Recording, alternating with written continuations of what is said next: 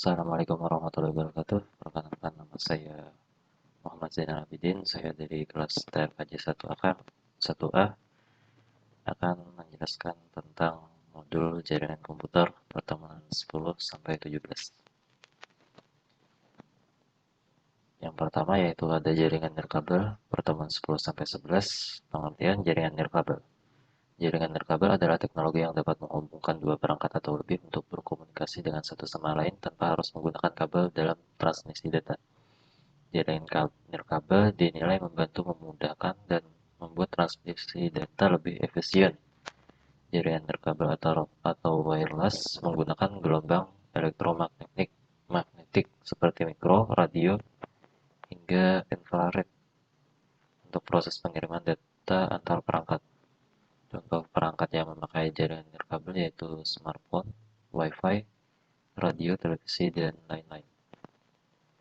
Jenis-jenis jaringan nirkabel yang pertama itu ada WLAN atau yang disebut dengan Wireless Local Area Network, dapat menghubungkan dua atau lebih perangkat untuk bertukar data dan informasi. WLAN menyediakan koneksi antar perangkat melalui access point untuk jaringan internet yang luas. Biasanya WLAN dipakai pada tempat-tempat dengan jangkauan tertentu, dikarenakan jenis jaringan ini hanya bisa mencakup wilayah yang kecil atau terbatas. WLAN hanya mampu menjangkau area perkantoran, sekolah, bandara, perpustakaan, dan sebagainya. Ini contoh ilustrasi jaringan WLAN. Yang kedua ada WMAN, Wireless Metropolitan Area Network. Wireless Metropolitan Area Network bisa menghubungkan perangkat di beberapa titik pada wilayah metropolitan. WMAN dapat menjangkau beberapa wilayah sekaligus. Kita bisa mengakses jaringan dengan mudah pada saat menggunakan jaringan ini. Kemudian jaringan ini juga dapat menjangkau kota sekaligus. Jaringan WMAN ini dikenal dengan istilah metropolitan, yang berarti kota atau wilayah. Jadi dapat disimpulkan bahwa jaringan ini bisa menjangkau hingga cakupan satu wilayah dengan daerah yang cukup luas. Yang ketiga yaitu WWAN, yaitu Wireless Wide Area Network. Dapat digunakan oleh user yang terkoneksi ke jaringan pribadi atau publik dari jarak jauh. Jangkauannya sangat luas sampai satu negara, karena jaringan ini menggunakan sistem satelit. Biasanya jaringan ini dipakai oleh negara dengan cakupan wilayah yang luas. WWAN WWAN mampu menjangkau gabungan beberapa wilayah sekaligus hingga membentuk jaringan suatu negara. Contoh jaringan ini yaitu 2G, 3G, 4G, dan sebagainya. Yang keempat ada WPAN, Wireless Personal Area Network. Adalah jaringan nirkabel yang cakupannya sangat kecil karena bersifat dadakan. Jarak yang dapat dijangkau WPAN ini adalah 10 meter maksimalnya. Kita hanya bisa menggunakan WPAN dengan posisi terdekat agar proses transmisi data mudah terhubung. Saat kita berada di kota yang berbeda atau negara yang berbeda, WPAN tidak dapat menjangkau atau tidak mampu menjangkau jaringannya. Contoh jaringan WPAN ini yaitu Bluetooth yang ada di smartphone, laptop, tablet, dan yang lainnya. Kelebihan dan kekurangan jaringan nirkabel, kelebihannya yaitu jangkauannya yang luas, biaya yang lebih murah, mudah diperbaiki ketika gangguan, lebih praktis karena tanpa kabel. Instalasinya tidak serumit. Jaringan kabel bisa diakses dimanapun, asal terhubung dengan jaringan. Kekurangannya yaitu keamanannya tidak sebaik jaringan yang memakai kabel. Kekuatan jaringannya sangat bergantung pada cuaca karena pada saat hujan, koneksinya bisa terganggu. Sinyal yang dikirimkan bisa terhalang oleh benda seperti pohon. Yang berikutnya yaitu cara kerja WLAN. Adaptor nirkabel komputer mengubah data menjadi sinyal radio dan menggunakan antena untuk mengirim atau mentransmisikan data tersebut. Router nirkabel menerima sinyal dan menerjemahkan data. Router mengirim pesan ke internet melalui koneksi kabel Ethernet dan terhubung ke komputer penerima. Internet nirkabel adalah layanan internet yang diakses tanpa koneksi kabel fisik ke komputer menggunakan internet. layanan internet nirkabel disediakan oleh penyedia layanan internet melalui peruter nirkabel atau secara lokal menggunakan peruter nirkabel yang terhubung dengan kabel atau modem DSL di rumah atau kantor. Berdasarkan konsep wireless di mana tidak ada kabel atau perangkat lain yang diperlukan untuk terhubung ke router, dengan cara ini siapapun dapat mengakses jaringan wireless Anda di beberapa area. Jadi ada baiknya saat Anda melakukan setting jaringan, jaringan akan menjadi proteksi kata sandi untuk keamanan jaringan. Melakukan setting jaringan dan membuat pengaturan jaringan nirkabel. Teknologi seperti VIP digunakan untuk meningkatkan keamanan pada jaringan nirkabel. VIP digunakan untuk membuat kata sandi keamanan standar untuk mencegah akses tidak sah. Jadi tidak semua orang bisa menggunakan wireless, hanya user yang memiliki password tersebut. Dalam jaringan nirkabel diperlukan 3 komponen untuk mengirim dan menerima data, yaitu sinyal radio, format data, dan struktur jaringan. Dalam jaringan komputer terdapat 7 tingkatan OC, Open System Interconnection, yaitu physical layer, lapisan fisik, data link layer, lapisan keterkaitan data, network layer, lapisan jaringan, transport layer, lapisan transport, session layer, lapisan sesi, presentation layer, lapisan presentasi, application layer, atau lapisan aplikasi. Sinyal radio bekerja pada lapisan fisik, kemudian sistem data bekerja untuk mengontrol berbagai level di atasnya, dan struktur jaringan berfungsi sebagai alat untuk mengirim dan menerima sinyal radio. Saat mengirimkan data, ketiga bagian tersebut akan bekerja sebagai alat yang mengubah data digital menjadi sinyal radio. Saat menerima data, ketiga bagian tersebut akan bekerja sebagai alat yang mengubah sinyal radio menjadi data digital. Sinyal radio dapat diubah menjadi data digital menggunakan menggabungkan pemancar, perangkat yang menghasilkan gelombang radio, penerima, perangkat yang mendeteksi atau menangkap gelombang radio, dan antena, perangkat yang membantu orang mentransmisikan dan penerima untuk lebih berkonsentrasi. Ketika mereka akan melakukan sesuatu, mengirim, membuat pola gelombang, mengarahkan, memperkuat, dan menyerma sinyal radio yang diubah menjadi gelombang ke bilangan biner dalam aplikasi LAN nirkabel semua. Konfigurasi wireless LAN atau WLAN bisa mudah atau kompleks. Konfigurasi yang paling dasar adalah antara dua PC yang dilengkapi dengan wireless adapter card yang bisa di setup menjadi jaringan yang independen dimanapun letaknya. Jika masih berada dalam jangkauan pancar satu sama lain, maka dua PC tersebut bisa langsung dihubungkan. Ini disebut jaringan peer-to-peer. Jaringan semacam ini tidak membutuhkan administrasi atau prekonfigurasi. Dengan menambahkan sebuah akses point bisa memperpanjang jangkauan dari sebuah jaringan ADHOC.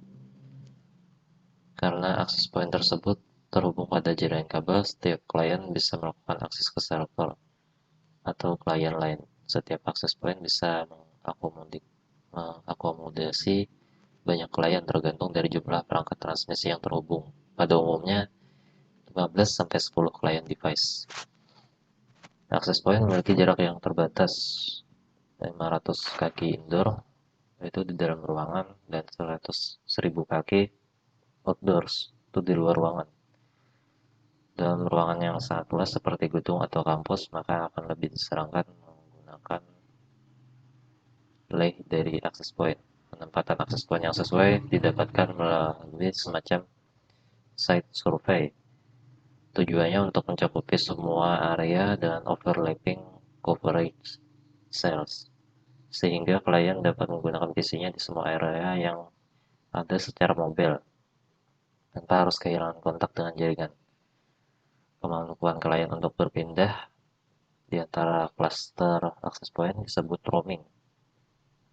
Untuk memecahkan berbagai persoalan mengenai topologi, network designer akan lebih memilih untuk menggunakan extension point untuk memperluas jaringan akses point. Extension point memiliki bentuk dan fungsi seperti access point, tapi extension point tidak terikat pada jaringan kabel. Fungsi dari extension point seperti namanya yaitu untuk memperluas cakupan jaringan dengan cara merelay sinyal dari klien ke access point atau ke extension point yang lain. Perangkat terakhir dari wireless LAN yang mungkin mempertimbangkan atau mengkonfigurasi suatu jaringan adalah directional antenna. Seandainya Anda memiliki wireless LAN dalam gedung A dan ingin memperluas ke gedung B yang berjarak 1 km dari gedung A, salah satu solusi yang mungkin dipilih adalah dengan menggunakan directional antenna pada kedua gedung. Setiap antena memiliki target bagi antena pada gedung yang lain. Antena A terhubung pada jaringan kabel Anda dan terhubung melalui sebuah akses point. Antena pada gedung B juga terhubung pada akses point sebagai alat koneksi jaringan pada gedung tersebut. Konfigurasi switch ini pada pertemuan 12-13. Pengertian switch dan fungsinya. Switch adalah perangkat dalam jaringan komputer yang berfungsi sebagai penghubung data antara satu koneksi dengan koneksi yang lainnya. Switch beroperasi pada usia layer 2, yaitu data link layer. Dalam hal ini, switch akan mengenal MAC addressing untuk memilah data mana saja yang harus dihubungkan. Contoh gambar switch. Switch memiliki beberapa fungsi lainnya, yaitu sebagai alat penguat sinyal atau repeater. Switch juga bisa digunakan untuk menghubungkan kabel UTP antara satu komputer dengan komputer yang lainnya. Di dalam switch juga terdapat routing yang berfungsi sebagai batu loncatan dalam jaringan LAN. Untuk mengkoneksi dengan komputer. Dengan pemahaman yang cukup pada sektor switch ini, Anda bisa memanfaatkannya sesuai kebutuhan dan pastinya membuat kinerja lebih optimal. Konsep data switch. Switch adalah salah satu perangkat yang berada pada layer 2, model referensi OSI 7 layer. Fungsi dari switch yang pertama yaitu mengingat hardware address setiap kali frame diterima oleh interface dan informasi ini akan disimpan dalam MAC address table. Kedua adalah setiap kali frame diterima oleh interface switch akan melihat hardware address tujuan dan menemukan exit interface dalam MAC database. Frame hanya diteruskan melalui port tujuan yang spesifik. Ketiga yaitu menghindari terjadinya loop, yaitu dengan 34 dengan menerapkan Spanning Tree Protocol atau STP untuk menghentikan network loop. Switch menggunakan IC Integrated Circuit yang bernama ASIC, Application Specific Integrated Circuit, yang bertugas untuk membangun dan memelihara tabel MAC address. Jenis-jenis switch store and forward. Switch ini akan menyimpan semua frame untuk sementara waktu sebelum diteruskan ke host. Tujuannya untuk dicek terlebih dahulu melalui mekanisme CRC atau Cyclic Redundancy Check. Jika ditemukan error, maka frame akan dibuang dan tidak akan diteruskan ke host tujuan. Switch jenis ini adalah yang paling dipercaya. Kelemahannya meningkatnya latency time akibat proses pengecekan. Yang kedua ada path drop. Switch jenis ini hanya mengecek alamat tujuan saja yang ada pada header frame. Selanjutnya frame akan diteruskan ke host tujuan. Kondisi ini dapat mengurangi latency time, tapi kelemahannya tidak dapat mengecek frame error dan akan diteruskan ke host tujuan. Switch ini adalah yang tercepat di jenisnya. Yang ketiga ada fragment free. Switch jenis ini menggabungkan kelebihan pada store and forward dan cut through. Switch akan memeriksa 60 byte pertama dari frame, di mana informasi pengelamatan disimpan menurut spesifikasi Ethernet. Tabrakan akan terdeteksi selama 60 byte pertama dari frame, sehingga frame yang akan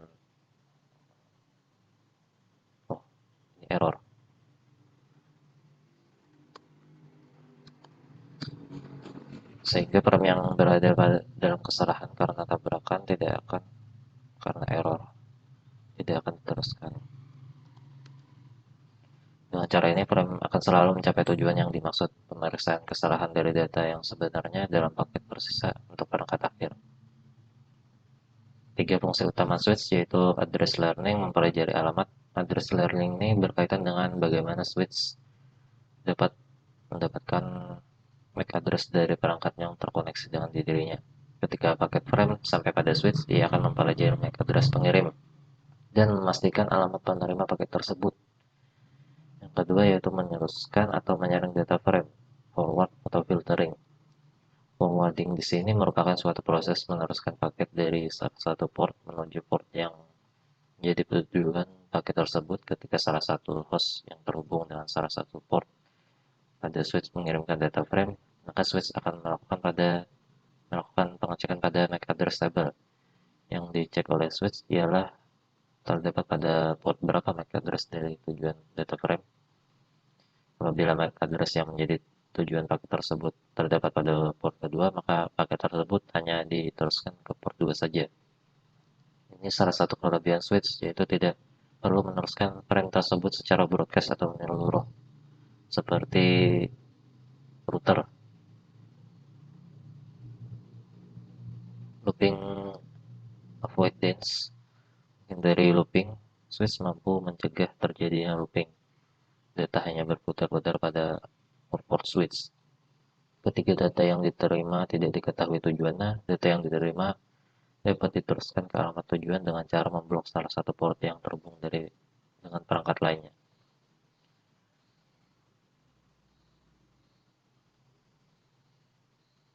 Cara kerja switch dan bedanya dengan hook. Tentu saja switch lebih andal dari hook karena ia memilih perangkat yang terhubung dengannya.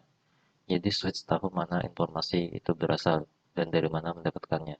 Sedangkan sebuah hook akan segera menerima data dan mengirimkan informasi ke semua perangkat yang terhubung dengannya. Berkat sistem pemilihan ini, kinerja switch akan menjadi lebih cepat karena akan dapat mengirimkan data langsung ke tempat yang tepat, sedangkan hook akan terhambat karena mengirimkan data secara keseluruhan. Perbedaan lainnya yaitu ada bagian pengontrolan. Hook tidak dapat mengelola sama sekali, sedangkan switch dapat mengontrol perangkat mana saja yang dapat terhubung dengannya. Dan satu jaringan bisa dibagi menjadi dua atau lebih. Sistem switch lebih aman karena memeriksa data sebelum menerima dan mengirimkannya. Dan hook akan menerima dan mengirimkannya segera dan sepenuhnya. Perbedaan yang terakhir adalah soal harga. Dengan semua kemampuan unggul yang dimiliki Swiss, tentu perangkat ini lebih mahal dari hook. Konfigurasi routing dalam satu autonomous system untuk pertemuan 14-15. Pengertian router. Router adalah perangkat jaringan atau network device yang bekerja dengan cara menghubungkan perangkat yang berbeda seperti smartphone, laptop, tablet, dan lain-lain dengan layanan internet atau disebut juga routing. Routing adalah proses pengiriman data atau informasi dengan cara mentransfer paket data yang dikirim dari satu jaringan ke jaringan lainnya menggunakan internet. Tipe router, ada komputer yang difungsikan khusus untuk melakukan routing. Namun ada juga peralatan khusus yang dirancang sebagai router. Komponen utama dari router yaitu Central Processing Unit atau CPU. CPU adalah komponen yang berfungsi untuk menjalankan instruksi atau perintah dalam sistem operasi. Selain itu, konfigurasi router juga berfungsi sebagai pengontrol antarmuka jaringan besar dengan banyak konfigurasi. Selain itu, CPU juga dapat bertanggung jawab untuk memulai proses translasi. Random Access Memory yaitu RAM. RAM di router digunakan untuk pemuatan cache yang tepat, antrian paket, menjalankan konfigurasi, dan juga menyediakan informasi tabel routing. Tabel routing digunakan di router untuk menunjukkan rute mana yang harus diambil saat mentransfer data melalui jaringan. Logikanya, peran RAM ini di area router adalah sebagai memori utama prosesor sekaligus sebagai memori IRO terdistribusi. memori I/O bersama di sini berarti berbagi antara slot dan penyimpanan paket sementara, sebab saat router dimatikan, semua isi RAM akan hilang. NVRAM. Fungsi objek ini adalah untuk menyimpan konfigurasi awal. Berbeda dengan RAM, saat router dimatikan, si NVRAM ini tidak akan hilang. Dalam satu perangkat, fungsi NVRAM dapat digantikan oleh EEPROM. Sedangkan di berbagai perangkat, NVRAM berfungsi sebagai flash untuk melakukan proses booting. Flash, peran komponen flash di router adalah untuk menyimpan seluruh sistem operasi iOS atau internet. Inilah mengapa ikon router akan menyala saat Anda akan mencari sistem operasi. Anda dapat memutakhirkan iOS dengan menambahkan iOS baru ke flash. iOS dapat dikompresi atau tidak dikompresi. Bus, bagian lain dari router adalah bus. Sebagian besar pengemudi memiliki dua jenis bus, bus system dan bus CPU. Bus system bertindak sebagai sarana komunikasi antara slot atau slot lain di CPU. Ketika bus GPU berfungsi sebagai akses sumber daya dari media penyimpanan ke router. ROM, komponen ROM digunakan sebagai penyimpanan permanen untuk kode gangguan diagnostik dan dikenal sebagai monitor ROM. Tetapi fungsi utama ROM adalah mendeteksi perangkat keras saat router melakukan booting dan memuat iOS dari firmware ke dalam RAM.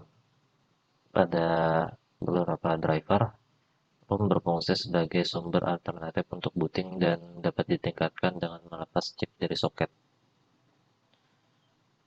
Interface dari router digunakan untuk menyambungkan koneksi keluar. Ada tiga tipe interface, yaitu LAN, WAN, dan konsol atau auxiliary aux.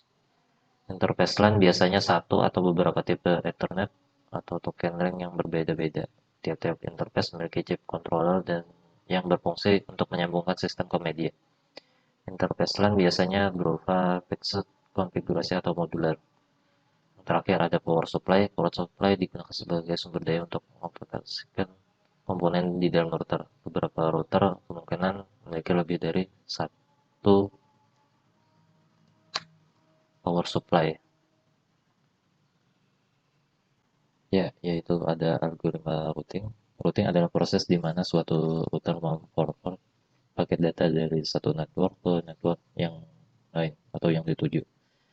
Suatu router membuat keputusan berdasarkan IP address yang dituju oleh suatu paket. Algoritma routing pada suatu jaringan adalah suatu mekanisme untuk menentukan rute yang harus dilalui oleh paket yang berasal dari suatu node sumber ke node tujuan pada jaringan tersebut.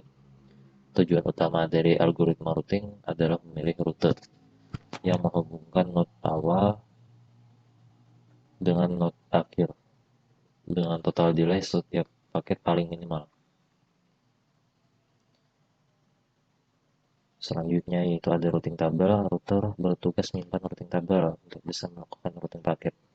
Ada hal-hal yang harus diketahui yaitu alamat tujuan, router-router tetangga dari mana sebuah router bisa mempelajari tentang network remote, rute yang mungkin ke semua network remote, rute terbaik untuk setiap network remote.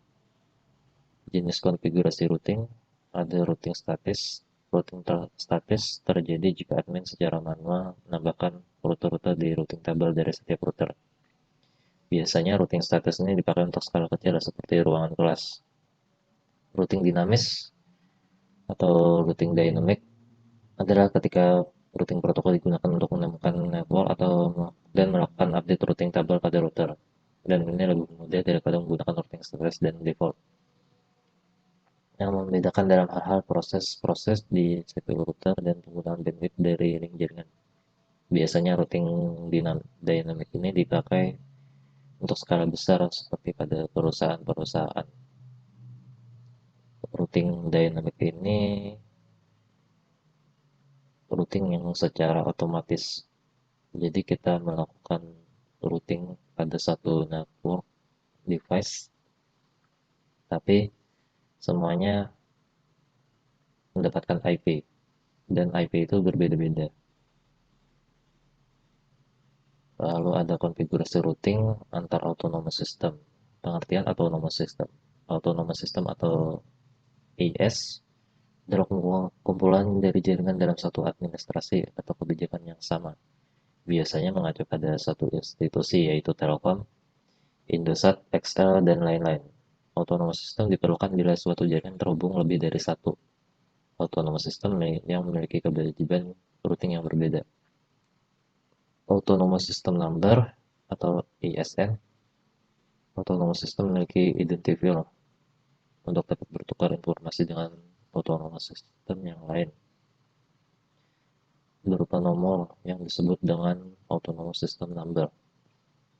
ASN memiliki nomor unik yang terdiri dari 16 bit yang diberikan oleh American Registry of Internet Numbers atau ARIN yang menjamin tidak adanya duplikasi nomor.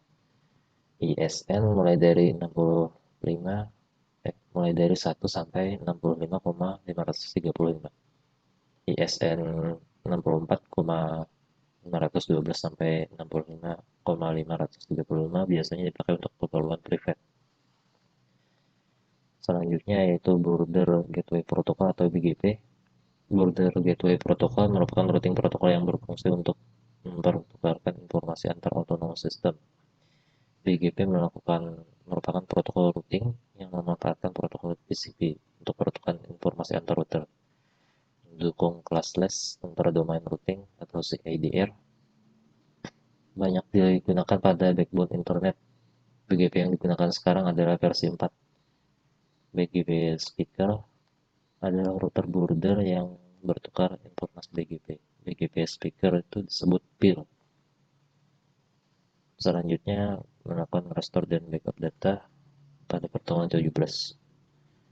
Recovery data adalah suatu proses pemulihan sistem yang bermasalah agar bisa pulih seperti sedia kala.